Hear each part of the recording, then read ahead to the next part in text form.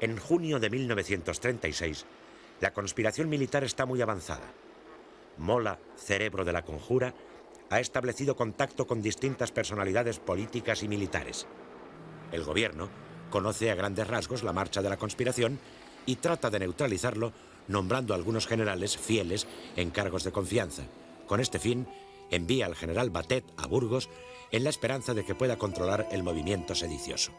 Por su parte, el director general de seguridad, Alonso Mayol, cree poder desbaratar la conjura de Mola y decide personarse en Pamplona. Un confidente de excepción, el comisario Martín Báguenas, de la Dirección General de Seguridad, informa a Mola. Este, con habilidad, evita que Alonso Mayol visite la comandancia y hace fracasar su gestión. El 23 de junio se descubren en Barcelona unas instrucciones sobre el alzamiento al efectuar un registro en el domicilio de un capitán de la Guardia Civil. El capitán Federico Escofet, hombre de confianza de Companys, nombrado por el comisario general, elabora un informe sobre la situación de Barcelona. En él se dice: resulta indudable que se están efectuando preparativos en la actualidad con vistas a un verdadero golpe de Estado. Companys envía el expediente al presidente del gobierno. Escofet pide que se le autorice a detener a los principales comprometidos, pero su solicitud no es atendida. Coincidiendo con estos hechos, los gallegos acuden a las urnas el domingo 28 de junio para pronunciarse en plebiscito sobre su estatuto. El resultado es abrumador: casi 1 millón de votos a favor y solo 6.085 en contra. Los galleguistas celebran el triunfo. Mientras tanto, Mola pasa por momentos de desánimo, principalmente porque no llega a una avenencia con los carlistas, cuyas condiciones sigue considerando inadmisibles. El general jefe de la Sexta División, Domingo Batet, con sede en Burgos, visita la guarnición de Pamplona el 4 de julio. Durante su estancia, Batet dice a Mola que es necesario acabar con la atmósfera enrarecida que ha notado en los cuartos de banderas y fuera de ellos. Mola responde que ya ha hecho las advertencias pertinentes y recuerda a Batet que tal estado de ánimo no es privativo de la guarnición pamplonesa. Mientras tanto, la oposición civil antirrepublicana ha ampliado el alcance de la conspiración. Los hombres de Renovación Española, y en particular Pedro Sainz Rodríguez, han mantenido estrechos contactos con las autoridades fascistas italianas. Según él, llegan al acuerdo de que en caso de producirse un alzamiento contra la República, el gobierno de Roma ayudará incluso con apoyo militar. Sainz Rodríguez lleva el documento a las Cortes. Quien primero lo lee es Rodezno, quien lo firma en la escalinata del Congreso, apoyándose en el lomo de uno de los leones de la puerta. Calvo Sotelo lo rubrica en un saloncillo. Goicoechea ha de suscribirlo en su mismo escaño, pues está a punto de intervenir en el debate. Nunca un pacto secreto con una potencia extranjera para derribar a un gobierno legítimo ha sido formalizado en un escenario similar.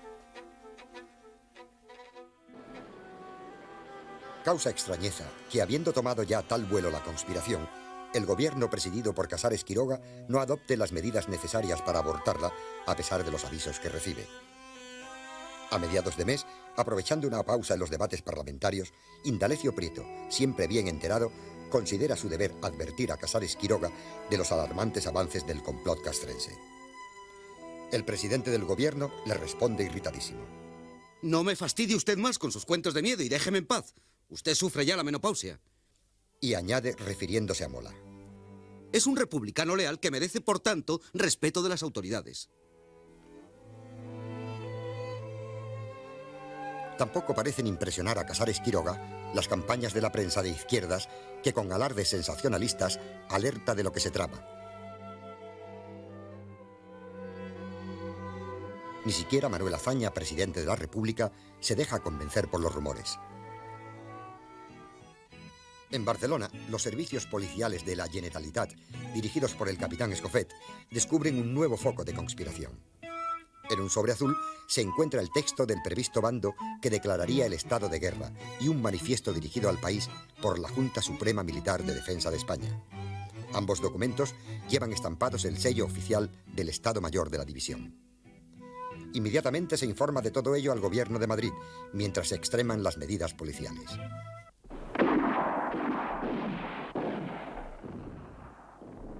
Dan comienzo en el denominado Llano Amarillo en la región de Ketama las maniobras de las tropas que guarnecen el protectorado de Marruecos. Al iniciarse los ejercicios, el teniente coronel Yagüe comenta con otros jefes y oficiales. Supongo que sabrán ustedes que vamos a sublevarnos. Estas maniobras han de ser, por la voluntad y por la generosidad del ejército, el punto de arranque de la cruzada de salvación que España espera de nosotros.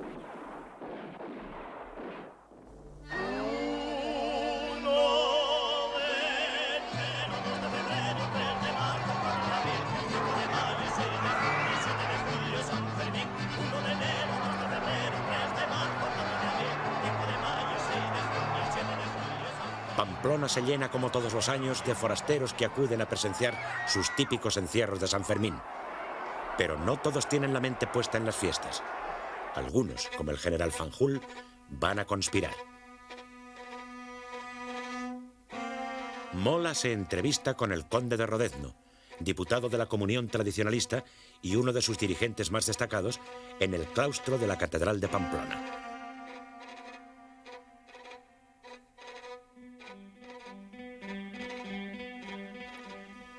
La pregunta del general es muy directa.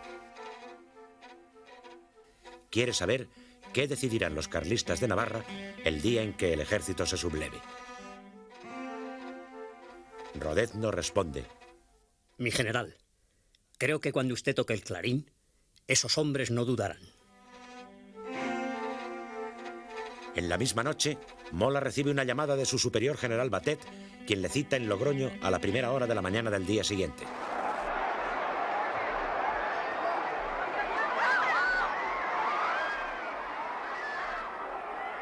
Alegando que Pamplona está en fiestas y que le es difícil eludir sus compromisos, Mola propone otro lugar de reunión, que Batet acepta, el monasterio de Irache. La conversación dura 40 minutos. De lo tratado entre ambos, solo se sabe lo que refiere el biógrafo y confidente de Mola, Félix Maíz. Batet, enterado de lo que se prepara, trata de disuadirle. El conspirador responde: Acato cualquier régimen menos uno, claro está. El comunista. Creo que no llegará, pero juro que si yo lo viese a las puertas de España, saltaría a la calle no como general, sino como un soldado, o simplemente como Emilio Mola Vidal. Lo haría en último caso en mangas de camisa y con una estaca en la mano.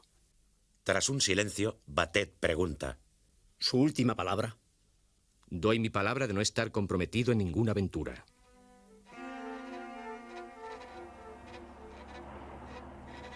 Ya de vuelta a Pamplona, Mola comenta con su ayudante: ¿Lanzarse a defender la patria puede considerarse una aventura? Batet regresa a Burgos convencido de que Mola le ha dado palabra de no sublevarse y así lo transmite al gobierno.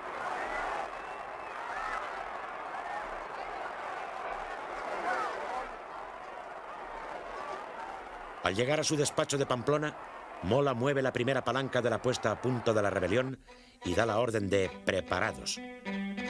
Esa misma tarde se comunica la orden a los jefes comprometidos en las divisiones de Zaragoza, Burgos y Valladolid. En ese mismo día 11 de julio de 1936, despega de Londres el avión Dragón Rapid. Su destino es Canarias. Su misión, recoger al general Franco para trasladarlo a África, donde debe ponerse al frente de la ya inminente sublevación. Lo ha fletado Juan Ignacio Luca de Tena, con la colaboración del corresponsal de ABC en Londres, Luis Antonio Bolín. En las gestiones para alquilar el aparato ha intervenido el ingeniero Juan de la Cierva, inventor del autogiro.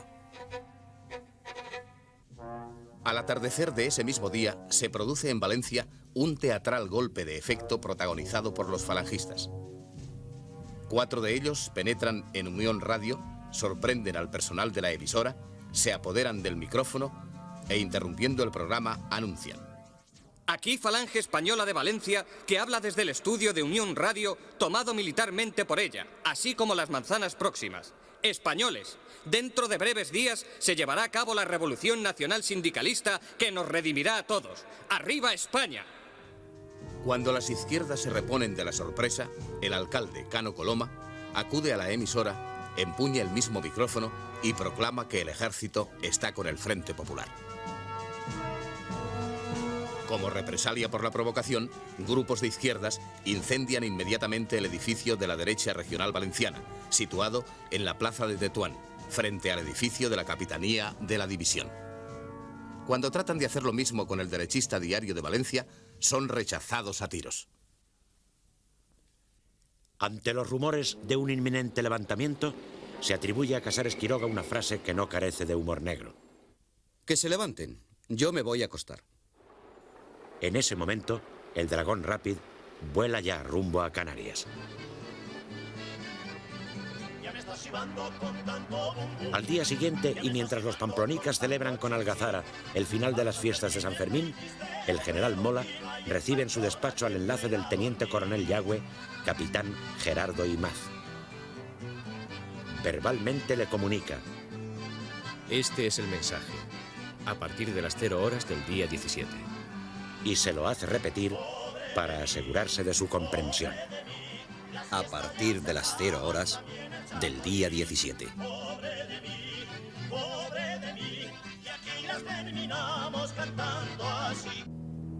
A comienzos de julio de 1936, la situación en España es enormemente conflictiva. Los conspiradores ya están dando los últimos pasos para la sublevación. El avión Dragón Rapid hace escala en Casablanca, rumbo a las Islas Canarias, para recoger al general Franco a fin de que asuma el mando de las fuerzas militares cuando se subleven en el protectorado. Pero antes de llegar a Canarias, la tensión política alcanza uno de sus puntos culminantes con los asesinatos del teniente Castillo y de José Calvo Sotelo. Al atardecer del 12 de julio, en la madrileña calle de Augusto Figueroa, unos pistoleros desconocidos, pero que según todos los indicios son tradicionalistas, asesinan al teniente de la Guardia de Asalto, José del Castillo, cuando se dirige a prestar servicio al cuartel de Pontejos junto a la Puerta del Sol. El hecho de que Castillo sea instructor de las milicias socialistas le sitúa en el punto de mira del pistolerismo de extrema derecha que viene amenazándole de muerte desde tiempo atrás.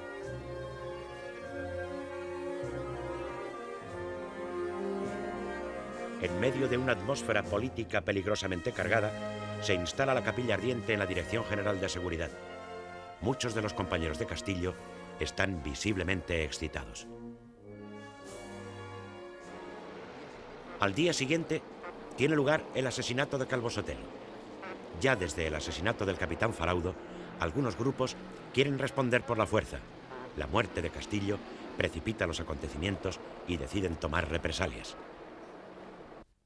Se hace cargo de la acción el capitán de la Guardia Civil, Fernando Condés, elegido por sorteo.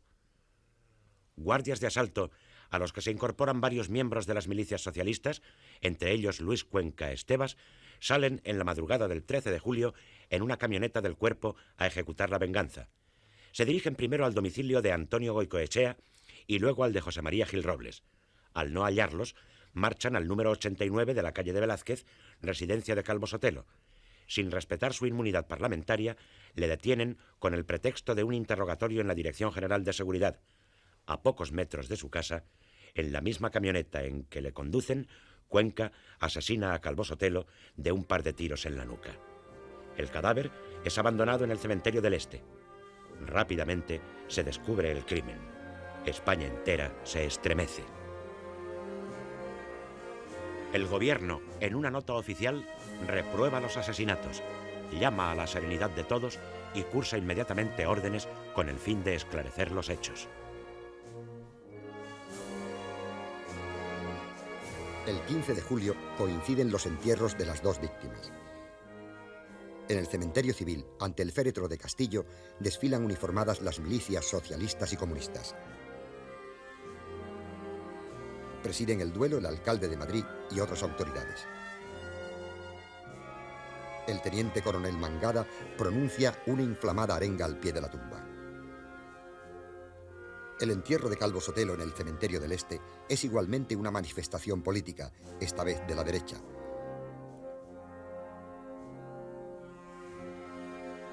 El líder de Renovación Española, Antonio Goicoechea, despide el cadáver con las siguientes palabras. Empeñamos solemne juramento de consagrar nuestra vida a esta triple labor. Imitar tu ejemplo, vengar tu muerte y salvar España. Que todo es uno y lo mismo. Los asistentes desfilan ante el féretro con el brazo en alto, lo que contribuye a una mayor crispación general. El asesinato de Calvo Sotelo no determina la sublevación militar que ya está en marcha. Tampoco ha sido ejecutado el líder derechista por orden del gobierno, ni con su complacencia.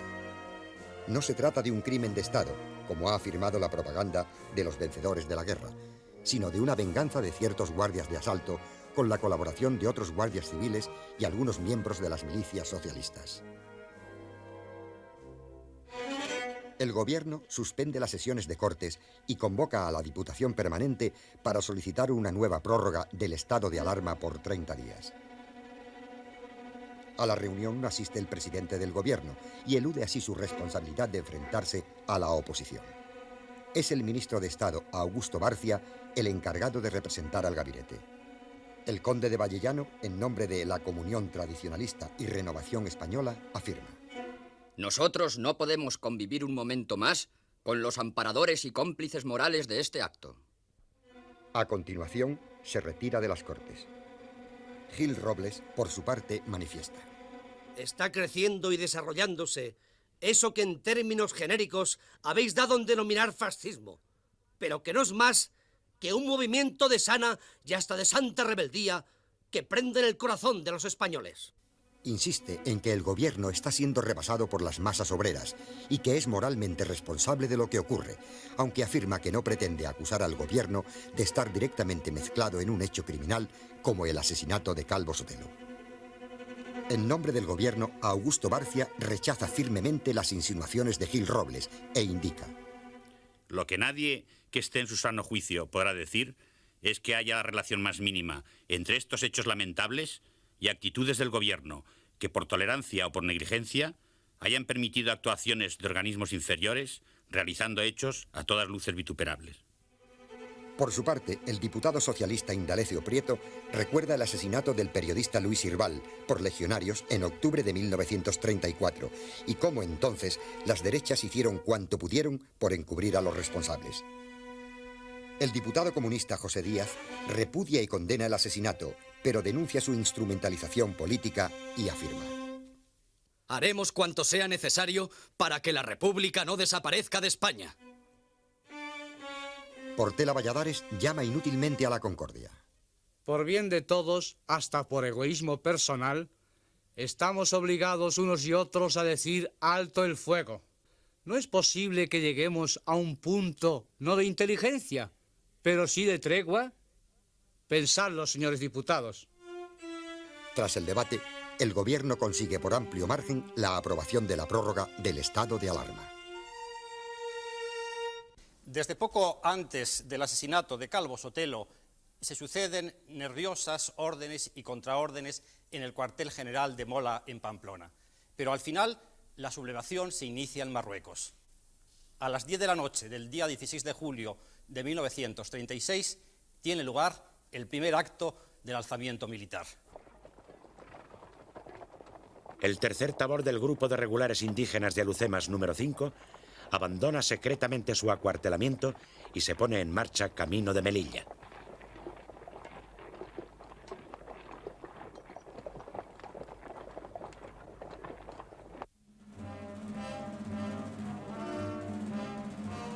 En esta ciudad, los conjurados se reúnen en locales de la Comisión de Límites de África que utilizan como depósito de armas extraídas del parque de artillería.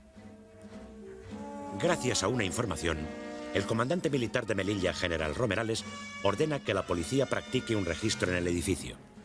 Los conspiradores, con la ayuda de un grupo de legionarios, neutralizan fácilmente a las fuerzas de asalto tras detener al general Romerales y a sus más fieles subordinados. Asume el mando el jefe de los conjurados, coronel Solans, y legionarios irregulares ocupan Melilla tras vencer la resistencia del barrio obrero y la base de hidros de El Atalayón. En estas escaramuzas se derrama la primera sangre de la guerra civil. Son destituidas todas las autoridades adictas al gobierno y se clausuran los centros sindicales, así como el casino de suboficiales. Las comunicaciones telefónicas con la península son intervenidas. Se proclama el estado de guerra. En el bando, firmado por el general Franco, se afirma: se trata de restablecer el imperio del orden dentro de la República, no solamente en sus apariencias o signos exteriores, sino también en su misma esencia. El restablecimiento de este principio de autoridad, olvidado en los últimos años, exige, inexcusablemente, que los castigos sean ejemplares por la seriedad con que se impondrán y la rapidez con que se llevarán a cabo, sin titubeos ni vacilaciones. En la tarde del 17, la rebelión se extiende rápidamente a toda la circunscripción militar.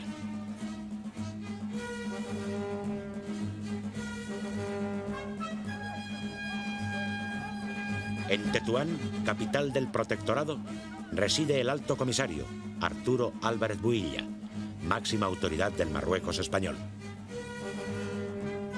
A las 6 de la tarde del 17 de julio, es detenido en su propio despacho por el coronel Eduardo Sáenz de Buruaga, quien, conocedor de los sucesos de Melilla, ha sublevado la guarnición. Inmediatamente lo reemplaza por el teniente coronel Juan Beigbeder, quien goza de gran predicamento entre los indígenas.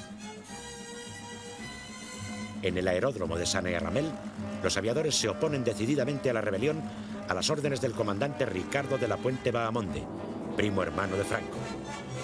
Antes de rendirse, inutilizan los 7 aviones Breguet con que cuentan. En Ceuta, el teniente coronel Yagüe declara el estado de guerra, toma las riendas de la rebelión y ocupa la ciudad.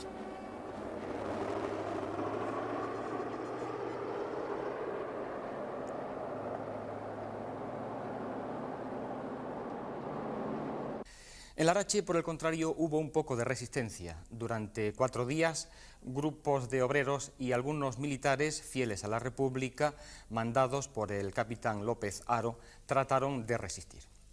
Pero tan pronto como se controló todo el territorio del protectorado y se declaró el estado de guerra, comenzó una represión francamente dura.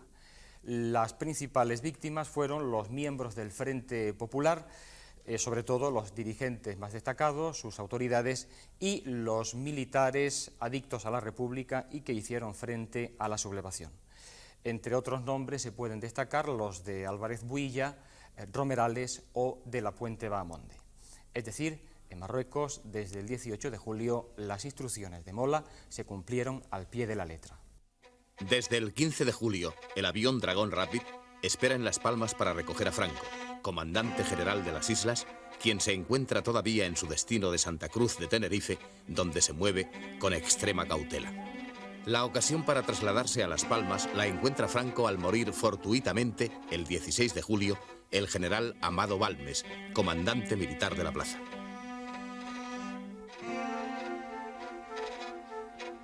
Sin dilación, Franco embarca en el vapor Correo Viera y Clavijo, acompañado de su mujer e hija, sus ayudantes, el jurídico militar Lorenzo Martínez Fuset y una escolta de oficiales. Llega a Las Palmas a las 8 de la mañana del 17 de julio. A mediodía, Franco preside el sepelio de Balmes, en unión de las autoridades civiles.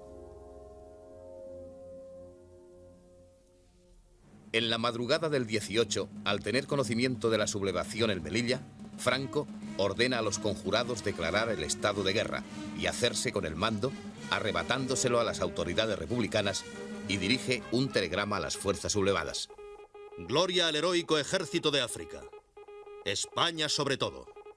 Recibid el saludo entusiasta de estas guarniciones que se unen a vosotros y demás compañeros de la península en estos momentos históricos. Fe ciega en el triunfo. ¡Viva España con honor! A continuación, cursa copias de este mensaje a los principales jefes militares de toda España. A las 5:15 de la madrugada del 18 de julio, se divulga por radio la alocución de Franco, conocida como Manifiesto de las Palmas, en la que se explican los objetivos de la sublevación. El manifiesto comienza describiendo la situación política y social tal como la ven los rebeldes. La situación de España es cada día más crítica.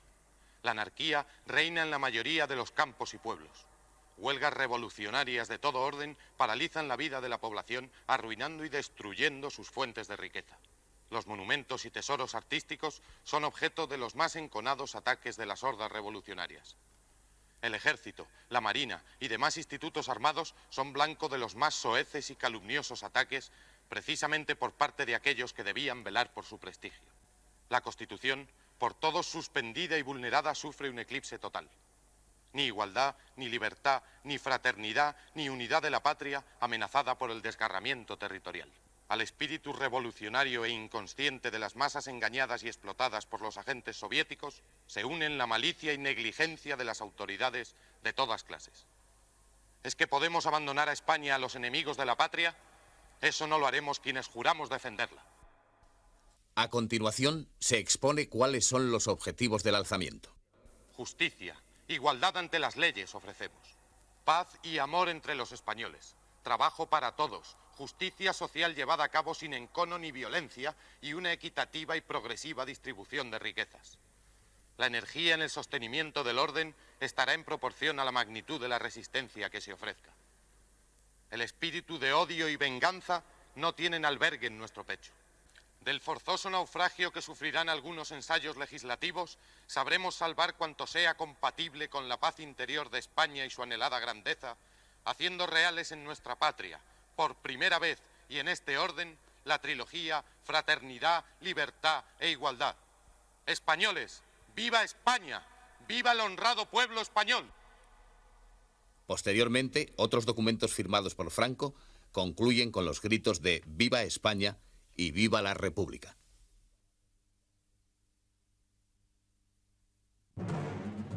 En la misma madrugada del 18 de julio, una compañía del Regimiento de Infantería proclama el estado de guerra por las calles de Las Palmas. Franco recibe llamadas del Ministerio de la Guerra instándole a deponer su actitud, pero responde que el movimiento no va contra la República, sino contra la revolución y la anarquía. A media mañana, Franco recibe la confirmación de Sáez de Buruaga de que los sublevados dominan los aeródromos del protectorado. Poco después, monta en el remolcador que le deja a las 2 de la tarde en las inmediaciones del aeropuerto de Gando, donde le espera el Dragón Rápido.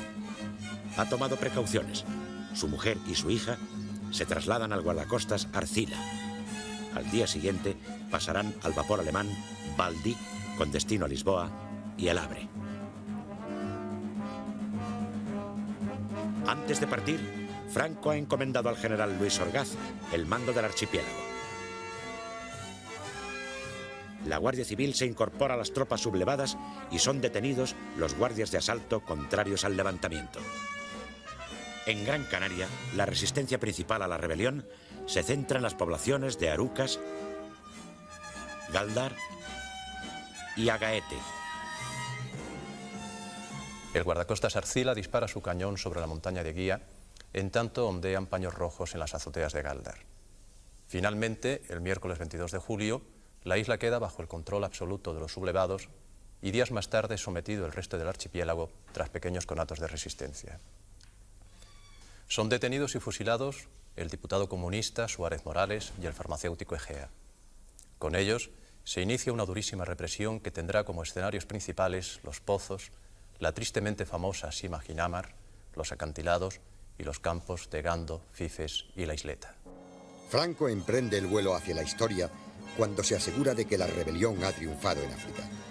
Lo hace disfrazado de civil, provisto de un pasaporte diplomático y dejando a su familia a buen recaudo con la cobertura monetaria que les ha suministrado el financiero Juan Marc. El avión hace una escala en Agadir antes de proseguir hacia Casablanca, a donde llega a las 9 de la noche del 18 de julio. Franco desciende vestido de paisano y con sombrero gris. Mientras el Melilla se subleva la guarnición, en Madrid, la vida sigue su curso normal. El hecho sorprende a las autoridades republicanas que, por otro lado, no han adoptado medidas para prevenirlo. Uno de los primeros en enterarse de lo ocurrido es Indalecio Prieto, y a través de él llega la noticia al presidente de las Cortes, Diego Martínez Barrio. El gobierno se entera de lo ocurrido cuando está reunido el Consejo de Ministros en sesión ordinaria. Establece la censura total y ordena a varios buques de guerra que pongan rumbo a la zona sublevada. A primeras horas de la mañana del sábado 18, el gobierno se dirige a la población.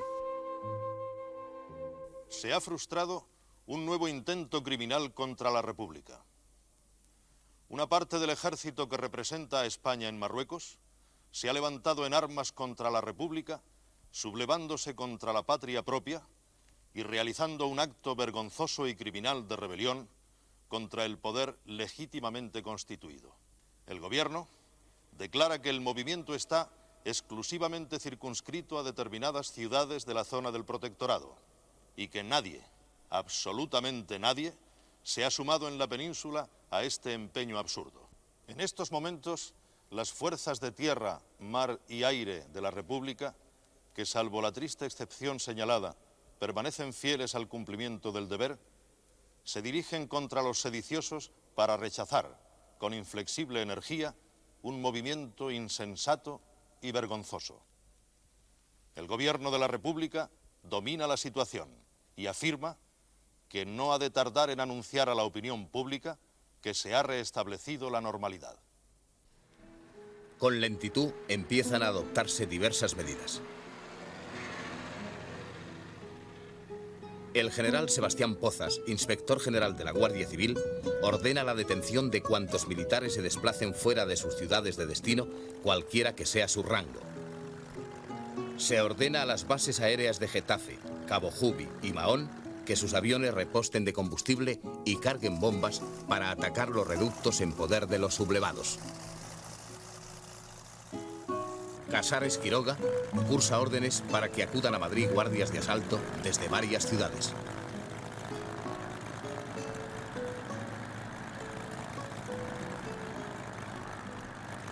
Entretanto, en Sevilla se fragua un nuevo estallido rebelde. Alma de la conspiración es el comandante de Estado Mayor José Cuesta Monereo, quien tiene preparada la declaración del estado de guerra. Ha conseguido la adhesión de la Guardia Civil y de diversos jefes y oficiales de caballería y artillería. Cuenta también con el activo núcleo carlista al que se agregarán los elementos falangistas mandados por el popular torero El Algabeño. Está en contacto con ellos el general Queipo de Llano, inspector de carabineros, con residencia oficial en Madrid, designado por la Junta de Generales para sublevar la guarnición sevillana. Y llega a Sevilla el día 18. Va al hotel, se viste de uniforme, marcha a la división y destituye a los generales Fernández Villabrille y López Biota, jefes superiores de la guarnición. Con la ayuda de Cuesta Monereo, detiene a los jefes y oficiales leales a la legalidad republicana. Queipo se traslada al cuartel de infantería y, pistola en mano, detiene a quienes se niegan a secundarle. Arenga a la fuerza y proclama el estado de guerra con un bando en el que afirma actuar en bien de la patria y de la República. Solo los guardias de asalto mandados por el comandante Loureiro se atrincheran en la Plaza Nueva en defensa del orden constitucional. En breves horas, los sublevados ocupan el ayuntamiento y rinden a cañonazos la Telefónica. También capitulan los leales que resisten en el gobierno civil. Las fuerzas de asalto se baten desesperadamente en el Hotel Inglaterra. La artillería dispara contra el hotel y entonces el gobernador civil, José Manuel Varela Rendueles, ordena cesar el fuego. Allí es hecho prisionero el comandante Loureiro, que será fusilado, así como el capitán Álvarez Patiño y otros oficiales más. A media tarde, los sublevados dominan el centro de la ciudad. Los obreros se refugian en los barrios periféricos. Se alzan barricadas en Triana, La Macarena, El Pumarejo, San Julián, San Bernardo. Uno de los hechos determinantes de la suerte de Sevilla es el que el aeródromo militar es controlado rápidamente por los rebeldes. De entrada, esto aborta la iniciativa del gobierno de actuar por vía aérea contra los sublevados del protectorado. Los capitanes Vara del Rey y Alfonso Carrillo se apoderan de 2 aviones que han llegado desde Barajas y les impiden realizar la acción sobre Marruecos. Además, el aeródromo será pieza fundamental para el futuro traslado de las tropas coloniales hacia la península. En Córdoba, en la tarde del 18, el coronel del Regimiento de Artillería Ciriaco Cascajo Ruiz proclama el estado de guerra. Se le oponen decididamente elementos frente populistas que acabarán por rendirse. En Málaga, el general de brigada Francisco Pachot, tras recibir órdenes de Queipo de Llano, se suma a la rebelión, aunque sin entusiasmo y con vacilaciones. Entra en el puerto el destructor Sánchez Barcaiztegui, con la dotación amotinada a favor de la República, y su comandante, capitán de fragata Bastarreche, detenido. Ello hace que Pachot renuncie a sublevar las tropas. En Cádiz, el comandante militar general José López Pinto está comprometido en el alzamiento. En esta ciudad se encuentra también el general José Enrique Varela, confinado por el gobierno, dispuesto a sumarse a la rebelión.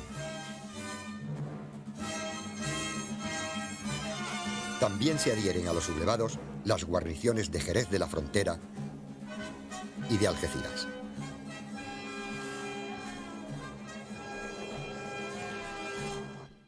En Madrid, conocido ya el alcance de los sucesos del protectorado, los dirigentes de los partidos del Frente Popular manifiestan su tajante repulsa a la sublevación. Por el momento, poco más pueden hacer. A pesar de cuanto han dicho en las semanas anteriores, no están preparados para responder al golpe. Un dirigente tan cualificado como Largo Caballero, que llegó a amenazar con desencadenar la revolución en el caso de que los militares se alzasen en armas, acude en tranvía a la residencia del presidente de la República para enterarse de las medidas que está tomando el gobierno. Ya en la tarde del 18 de julio, las noticias procedentes de Andalucía empiezan a crispar los ánimos y las masas se lanzan a la calle.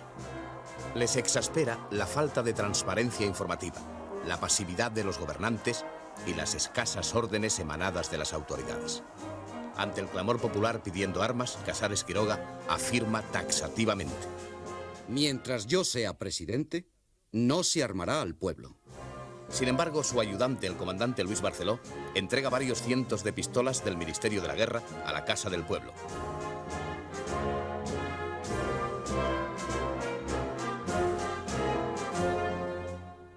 El gobierno se limita a luchar contra los sublevados con el solo instrumento de la Gaceta.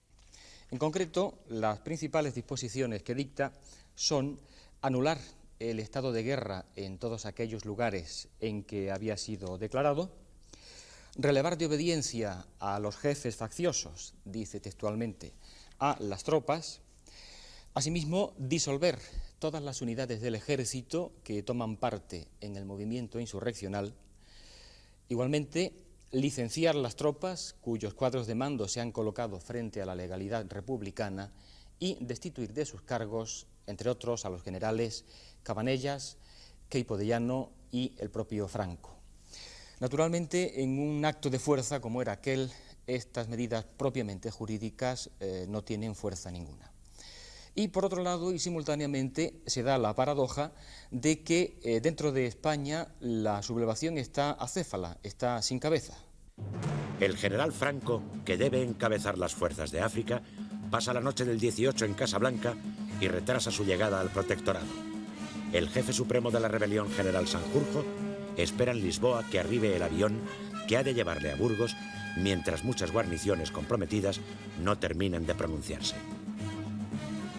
Franco reemprende su vuelo en la madrugada del día 19. A las 7 toma tierra en Tetuán, capital del protectorado español. Las autoridades indígenas manifiestan su apoyo a la rebelión.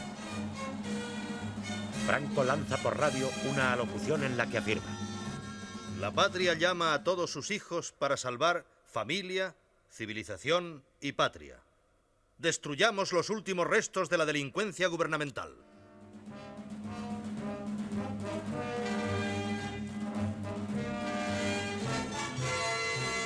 Mientras tanto, sale de Ceuta un primer convoy formado por el destructor Churruca y la motonave Ciudad de Algeciras, transportando tropas de regulares. Y llegan a Cádiz a las 5 de la madrugada del día 19 de julio. Estos refuerzos permiten a los generales López Pinto y Varela vencer la resistencia de las fuerzas leales a la República. La plaza está dominada. Con Cádiz queda también en poder de los sublevados la base naval de San Fernando. El control de esta base supone un importante apoyo estratégico para las operaciones de la flota que organizarán los rebeldes. Simultáneamente llegan a Algeciras el cañonero Dato y el mercante Cabo Espartel, también con fuerzas de regulares de Ceuta. El desembarco sofoca los núcleos adictos al gobierno, tanto en Algeciras como en la línea de la Concepción. Durante la noche del 18 de julio, Queipo de Llano controla el núcleo principal de Sevilla, pero no barrios populares como San Julián, el Pumarejo o la Macarena, donde se han levantado barricadas e incendiado iglesias. En Triana, fuerzas obreras dotadas de escopetas de caza, armas blancas y algunas pistolas intentan tomar el parque de artillería de la Maestranza. Queipo no se arriesga a adentrarse en la zona por no contar con efectivos suficientes. Descubre, sin embargo, en la radio un arma poderosa al servicio de la propaganda rebelde. Su primera alocución tiene una repercusión contradictoria. Por un lado, revela la amplitud de la sublevación, incluso en lugares en donde todavía no se ha producido. Por otro, da confianza a la España antirrepublicana. Queipo inicia sus charlas con un escueto «Buenas noches, señores», que rápidamente se populariza. De su lenguaje y estilo son elocuente muestra estas frases. Nuestros valientes legionarios irregulares han enseñado a los rojos lo que es ser hombre. De paso también a las mujeres de los rojos, que ahora por fin han conocido a hombres de verdad y no castrados milicianos. Dar patadas y berrear no la salvará.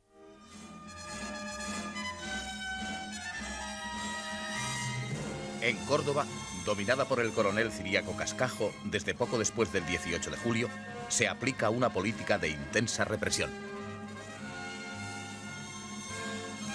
En Granada, el general de brigada Miguel Campins ha declarado su fidelidad al gobierno la noche del 17 de julio.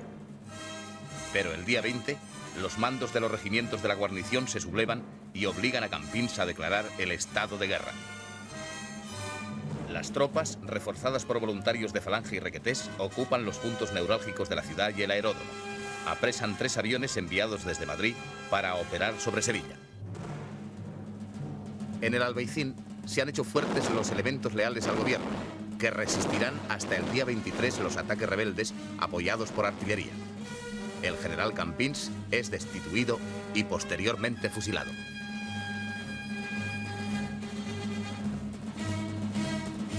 En Málaga, recuperado el control de la ciudad por los elementos leales a la República, es detenido el general Pachot. Neutralizada la guarnición, gran parte de la provincia se decanta a favor del gobierno.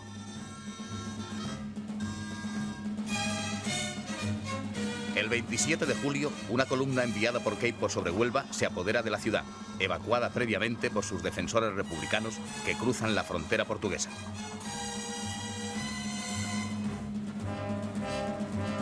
En Almería, los sublevados declaran el estado de guerra el día 20, pero la resistencia del gobernador civil, apoyada por la Guardia de Asalto, y los partidos fieles a la República, más la llegada del destructor Lepanto, deciden la situación a favor del gobierno. En Jaén no se produce intento alguno de rebelión. Un grupo de guardias civiles con sus familias y algunos paisanos, de acuerdo con las autoridades del Frente Popular, salen de la ciudad y se instalan en el santuario de Nuestra Señora de la Cabeza, cerca de Andújar.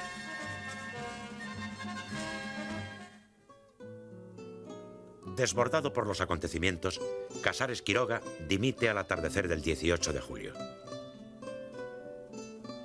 De madrugada, Azaña encarga al presidente de las Cortes, Martínez Barrio, la formación de un nuevo gobierno en el que estén representadas las fuerzas políticas y sociales afectas a la República, excepto Acción Popular y la Lliga Catalana por un lado y los comunistas por otro. Es el último intento para impedir que se extienda la insurrección y evitar la respuesta revolucionaria de las masas. Los signos comienzan a ser ya inquietantes. En Madrid, algunos grupos de obreros se lanzan a la calle y se apoderan de ciertos automóviles. En las primeras horas de la madrugada del 19 de julio, Martínez Barrios se cuelga al teléfono y entabla contacto con los principales jefes militares. Estas conversaciones culminarán con la mantenida con el general Mola, que en Pamplona está ya a punto de sublevarse. El político sevillano describe al general Mola la tragedia que se derivará de un enfrentamiento entre españoles. No obstante ello, Mola permanecerá inflexible en su actitud. En un esfuerzo final, Martínez Barrio confecciona una lista ministerial de carácter moderado que los sublevados pueden interpretar como una solución de compromiso. Pero tan pronto como trasciende este proyecto de gobierno, es recusado enérgicamente por las organizaciones de izquierda. Una nutrida manifestación recorre las calles céntricas de Madrid en son de protesta. En ambos bandos se han producido las primeras muertes violentas y eso hace inviable que prospere el modesto conato de conciliación.